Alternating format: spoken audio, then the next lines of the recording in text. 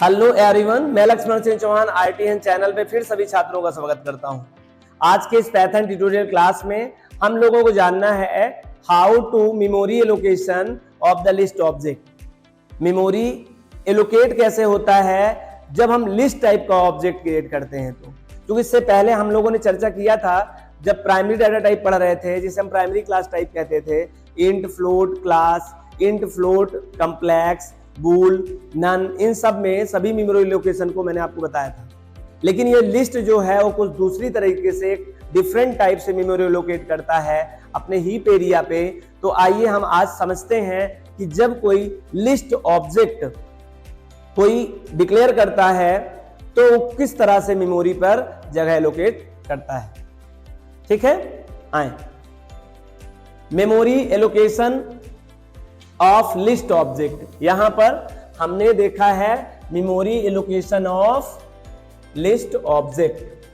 हम कैसे list object का मेमोरी एलोकेशन करते हैं, ये टॉपिक है। इसी चीज को ऑब्जेक्ट रिप्रेजेंटेशन ऑफ मेमोरी भी कह सकते हो। क्यों?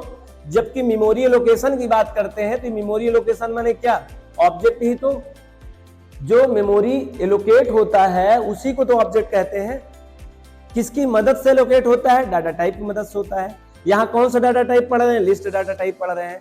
हमें आज सीखना है कि लिस्ट डाटा टाइप की मदद से कैसे मेमोरी के हीप एरिया पे लोकेशन अपना ऑक्युपाई करता है कोई लिस्ट ऑब्जेक्ट। बात क्लियर हो गई? आए तो memory allocation of list object क्या है समझिए, चाहे ऑब्जेक्ट रिप्रेजेंटेशन ऑफ मेमोरी, किस तरह से मेमोरी पर जगह बनता है लिस्ट का। ठीक, ये बस समझना है।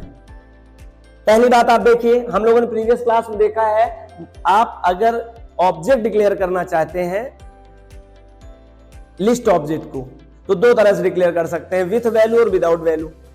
तो हम लोग विथ वैल्यू को आप समझाने चल रहे हैं, क्योंकि विदाउट वैल्यू जानने का मतलब नहीं है। आपको पहले विथ वैल्यू सीखना है, क्योंकि हमने पढ़ाया भी आपको तो विथ वैल्यू था।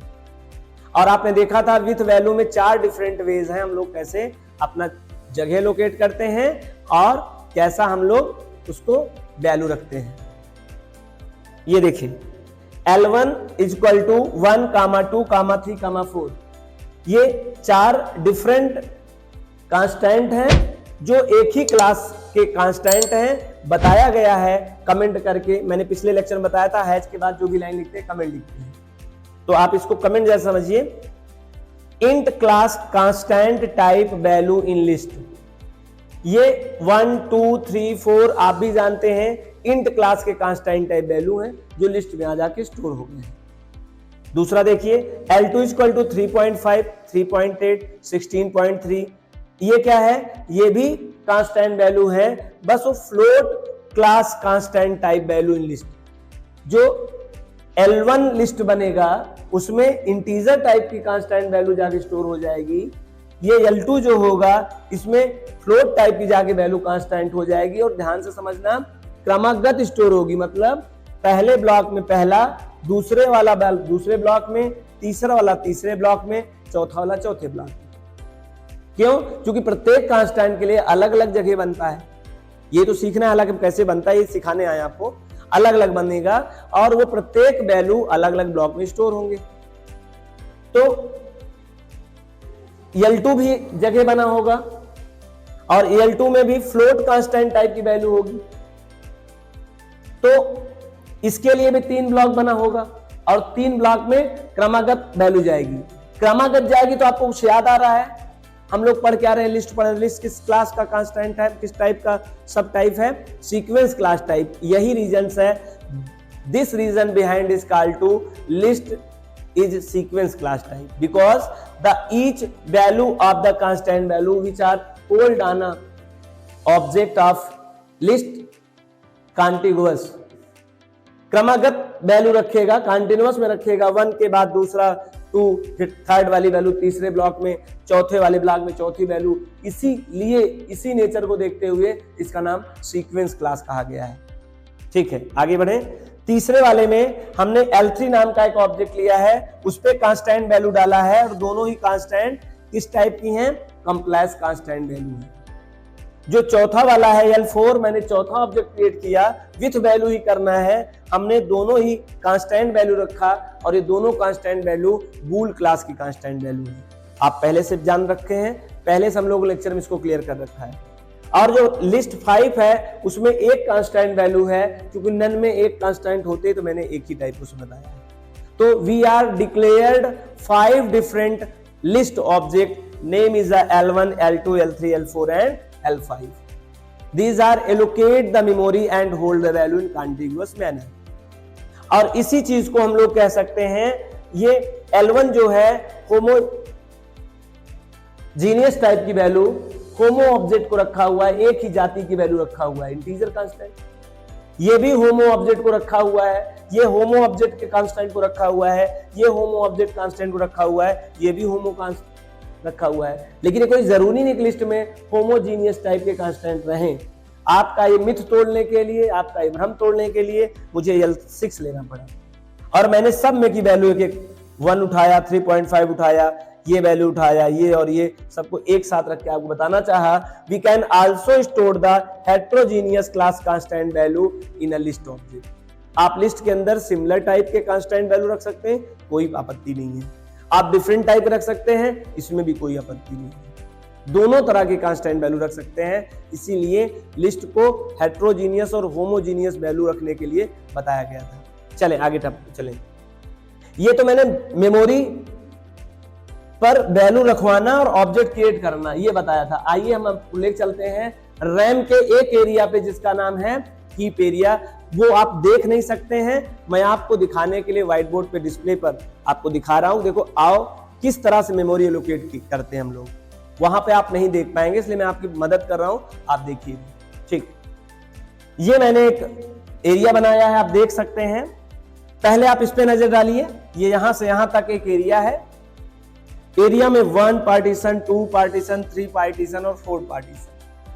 सर ये हमको एक चीज दिखाई दे रहा है स्ट्रक्चर में, ये लास्ट वाला बड़ा है, ये तीनों लगभग एक जैसे हैं। तो मैं आपके लिए इस बात को क्लियर कर दूं, हमारे जो लिस्ट में मेमोरी एलोकेट होगा वो कम ज्यादा हो सकते हैं। कम कब होंगे और ज्यादा कम कब होंगे, जरा समझिएगा, यहां समझिए। ये होमोजीनियस टाइप की वैल्यू है, इंटीजर टाइप के कांस्टेंट है, तो हमको एक जैसा ही देखना पड़ेगा। हम एक ही जैसे आप बात करेंगे, इस बात को समझने के लिए यूं समझ सकते हैं, अगर आपके यहाँ चाहे रीना जाए या रमेश जाए या सुरेश जाए या मोहन जाए, आप सामान्यतः पानी गिलास में या जग में ही देना पसंद करते हैं, या एक ऐसे पात्र में जो ह्यूमन की एक नेचर होता है, उतना पीने की क्षमता होती है। लेकिन यदि कोई जानवर को पानी पीना हो तो वह ग्लास में और आप जग में लेके जाएंगे? डेफिनेटली नहीं जाएंगे। क्यों नहीं जाएंगे? क्योंकि इसलिए नहीं जाएंगे सर, हम मानव के सेम प्रजाति के लिए तो ग्लास यूज करेंगे, क्योंकि स्टैंडर्ड उनकी एक ड्रिंकिंग क्राइटेरिया है, तो हम इतना मान चलते हैं, इतना ले जाएंगे। लेकिन अगर जानवर को बात करें, जानवर मतलब इन द सेंस आप जैसे काऊ को आप पानी पिलाना चाहें या बेफेलो को पानी पिलाना चाहें, कैमल को पानी पिलाना चाहें, तो क्या ग्लास में काम चलेगा? नहीं, जानवरों का अपना स्टैंडर्ड होता है, उसमें बाल्टी में लेके जाना पड़ेगा, टब में ले जाना पड़ेगा। आप देख पा रहे हैं दोनों के अलग अलग एलोकेशन है। आप इस तरह से कंज्यूम स्पेस को भी अपना समझ सकते हो, लेकिन आप ऐसे समझे, ये इंटीजर इंटीजर इंटीजर इंटीजर अगर ऐसा हुआ तो डेफिनेटली है कि जो प्लेस बनना है वो बराबर का ही बंटवारा होना चाहिए, क्योंकि दोनों में अभी मेरा नहीं बना है, लेकिन एक प्लेट बराबर होगा, वहां यहां भी बराबर होगा, यहां बराबर होगा, यहां बराबर होगा, यहां बराबर होगा। लेकिन आपके दिमाग में बैठ जाए कि बराबर ही होगा, इसलिए मैंने यहां पर ये बड़ा कर दिया कि आपके दिमाग में ये बात भी पहले डाल दूं मैं। बराबर भी हो सकता है और बड़ा भी हो सकता है, क्योंकि डिपेंड करता है, अगर हेट्रोजीनियस टाइप की वैल्यू रही तो सबकी अलग अलग साइज होगी। आज अपने घर में अगर निमंत्रण कर रहे हैं और या आमंत्रण कर रहे हैं किसी सीट बैठाने के लिए किसी लोगों को, तो अगर आप अलग अलग जाति के लोग बुलाए हैं, जैसे आप जानवर को बुलाया है, चींटी को बुला रखा है, आप मेढक को बुला रखे हैं, आप जिराफ और हाथी को बुला रखे हैं, आप रमेश को बुला रखे हैं, तो आप देख पा रहे हैं जितने जितने अलग अलग टाइप के मैंने कांस्टेंट की बात किया है अलग अलग क्लास के, आपको अलग अलग प्लेस एलोकेट करना पड़ेगा। क्योंकि जितने में चींटी बैठ जाएगी उतने में हाथी नहीं बैठ पाएगी, जितने में हाथी बैठ जाएगी उसकी चींटी नहीं चींटी तो बैठ ही जाएगी, लेकिन एक्स्ट्रा वेस्टेज आप स्पेस होगा। आप इस तरह से इस बात को समझ सकते हैं, जब हेट्रोजीनियस टाइप के ऑब्जेक्ट कांस्टेंट रहेंगे तो लिस्ट में भी जगह इस तरह का एलोकेट करता है। चल तो अब ये बात क्लियर हो गई। अब जगह तो बन गया सर, जगह के अंदर जो वैल्यू जाती है, जो जाती है उसे हम लोग एलिमेंट्स कहेंगे। Elements 1, elements 2, elements 3, elements 4। चूंकि मैंने 4 पार्टीशन किया है तो 4 ही जाएगा। सर पहले जगह बनता है कि पहले वैल्यू? पहले वैल्यू होता है, वैल्यू के अकॉर्डिंग जगह बनता है। तो आपको कभी ये प्रॉब्लम नहीं होगी।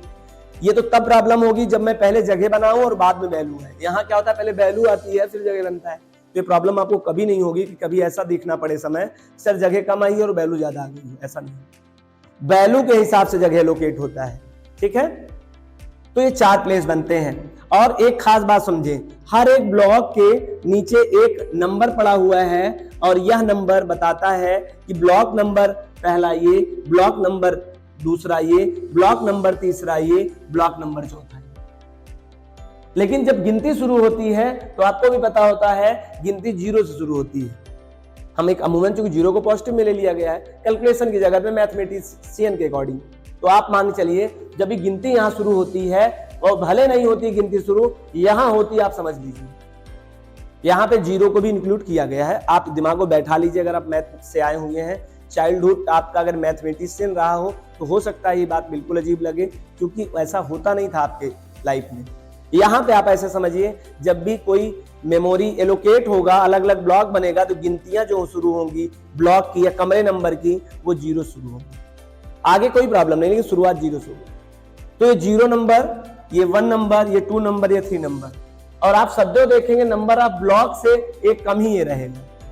क्यों कम रहेगा? क्योंकि गलती आपने किया, 0 से गिनना शुरू किया। सदैव ज्यादा वहां पर एक कम दिखेगा, मतलब इससे एक ज्यादा ब्लॉक रहेगा, ब्लॉक से एक कम ये रहेगा, ऐसा समझ लीजिए। सदैव इस इंडेक्स, अभी इसे नाम नहीं बोलते हैं, इस नंबर से ये ब्लॉक सदैव 1 प्लस रहेगा। और आप अगर ब्लॉक को देखेंगे तो सदैव 1 माइनस रहेगा। और इसको क्या नाम दें सर? इसको हम लोग इंडेक्स नंबर कहते हैं। क्या कहते हैं? Index number. और जो राइट से, सॉरी लेफ्ट से किधर की ओर जा रहा है? राइट की ओर जा रहा है, राइट टू लेफ्ट। तो राइट टू लेफ्ट जब भी कोई जाएगा तो हम उसे फॉरवर्ड डायरेक्शन का नाम देते हैं। तो राइट टू लेफ्ट मतलब फॉरवर्ड डायरेक्शन इंडेक्स नंबर, इसे हम लोग क्या कहते हैं? Forward index direction number. और ये फॉरवर्ड इंडेक्स जो डायरेक्शन नंबर होता है, आपको भी पता होगा, मैथ वाले यहाँ काम कर सकते हैं, जब भी लेफ्ट टू राइट की ओर आप बढ़ते हैं तो पॉजिटिव नंबर होती है, आपको पता होगा। और जब आप राइट से लेफ्ट से राइट की ओर अगर जाएंगे तो वहां निगेटिव वैल्यू मिलना शुरू हो जाती है। याद करो, आपने बचपन पढ़ा था 0 बीच में है, आप इधर को बढ़ते थे तो पॉजिटिव, इधर को बढ़ते निगेटिव, वो आपको यहाँ पर काम आ सकता है मैथ वालों के लिए। बायोलॉजी वाले ना समझें, बायोलॉजी वालों को बेसिक चीज समझ में आई होगी, फिर भी ये फंडामेंटल है तो पता होनी चाहिए। नहीं हुआ तो आपके लिए मैं काम कर रहा हूं, आप समझिए इस तरह का काम होता है। 0 को भी पॉजिटिव में ले लिया गया है, 0 के पीछे वाली value in the sense of जो लेफ्ट से राइट की ओर जाएगी वो माइनस में होगी। मैं आपको दिखाता हूं। तो इंडेक्स नंबर, ये इंडेक्स नंबर है और ये 0, 1, 2, 3, 4 पॉजिटिव वे में चलता है और लेफ्ट से राइट की ओर चलता है, इसलिए फॉरवर्ड डायरेक्शन इंडेक्स नंबर कहते हैं। और इस कमरे में ये भी तरीका है, जब आप वापस लौटो तो उधर से व्यवस्था किया गया है कि आपको उधर से भी नंबरिंग में दूंगा स्टार्ट, क्योंकि हमारे पास 2 नंबरिंग है, पॉजिटिव और नेगेटिव। तो यहाँ पर 22 सेट क्या है, यहाँ पे -1, दूसरे वाले को -2, तीसरे वाले ब्लॉक को -3, चौथे वाले को -4। तो आपके एक ब्लॉक के 2 इंडेक्स नंबर आपको मिलेंगे एवरी टाइम लिस्ट में। जो जगह लोकेट होगा, एक ब्लॉक का 2 नंबर रहेगा, आइडेंटिफाइड नंबर या टोकन नंबर या क्या कहो, आइडेंटिफाइड नंबर को आईडी नंबर, ठीक है। एक प्रकार का कमरा नंबर आप समझो, ज्यादा अच्छा है।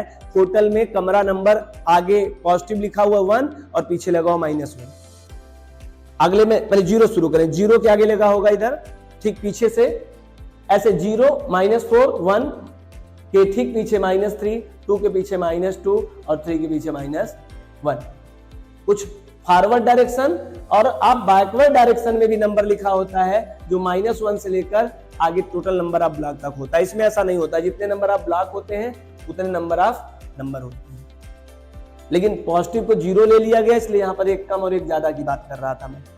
तो ये इनके इंडेक्स नंबर होते हैं और इसके अंदर जो जाते हैं उनको हम एलिमेंट कहते हैं, वैल्यू कहते हैं, आइटम कहते हैं। लेकिन हम लोग ज्यादातर उसे क्या बोलेंगे, एलिमेंट बोलते हैं और बोलेंगे, इसलिए हमने एलिमेंट 1, एलिमेंट 2, एलिमेंट 3, एलिमेंट 4। ये बात आपको मैं बेसिक समझाया। आइए मैं आपको इस वाले के रूप से समझाऊं। आइए इनके बारे में बताऊं आपको। L1 एक मेमोरी आइडेंटिफायर नेम है, वो लिस्ट टाइप का जगह कंज्यूम किया, ये है लिस्ट टाइप का जगह। ये हीप एरिया है, आप जानते होंगे। हीप एरिया पे एक जगह बना है, 1 2 3 4, कितने टोटल नंबर ऑफ आइटम्स है, टोटल नंबर ऑफ एलिमेंट्स है, टोटल नंबर ऑफ वैल्यूज है, तीनों सब देखी हैं। टोटल नंबर ऑफ एलिमेंट 4 है, तो 4 ब्लॉक यहाँ बना हुआ है और प्रत्येक ब्लॉक के आगे 0 1 2 3 से आइडेंटिफाइड है, -1 -2 -3 -4।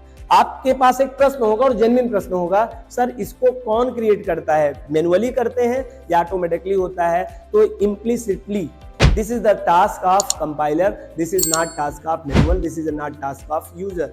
आपका काम, प्रोग्रामर का काम नहीं होता है, ये बाय डिफॉल्ट ऐसे प्रीसेट होता है, वो मैं समझा रहा हूं बस आपको, ठीक है। ये इंडेक्स नंबर के साथ बना हुआ है। इंडेक्स नंबर इसे कहते हैं। Index number forward index number और बैकवर्ड इंडेक्स नंबर दोनों है इसमें। जो फॉरवर्ड इंडेक्स नंबर है वो पॉजिटिव है, जो बैकवर्ड है वो निगेटिव है। हम लोग फॉरवर्ड और निगेटिव भी इसको फॉरवर्ड और बैकवर्ड के नाम से भी जानते हैं। Positive index number, negative index number, forward index number, backward index number, लेकिन है कॉमन वर्ड एक इंडेक्स नंबर। ये रहे एलिमेंट, पहली वैल्यू पहले ब्लॉक में, दूसरा एलिमेंट दूसरे ब्लॉक में, तीसरा एलिमेंट तीसरे ब्लॉक में, चौथा एलिमेंट चौथे ब्लॉक में। सर ये कंटिगुअस आ रहा है क्या? यस। और इसी फीचर की वजह से इसे सीक्वेंस डाटा टाइप कहा गया, सीक्वेंस क्लास टाइप कहा गया है, क्योंकि सीक्वेंस में ही वैल्यू को क्या करता है, जिस वे में आप रखे होंगे उसी वे में हीप एरिया में जो जगह लोकेट होगा उसमें 1 by 1 उसको फिक्स कर। और index number automatically bye compiler set होता है, इसी तरह से वो उसको वर्कआउट करता है।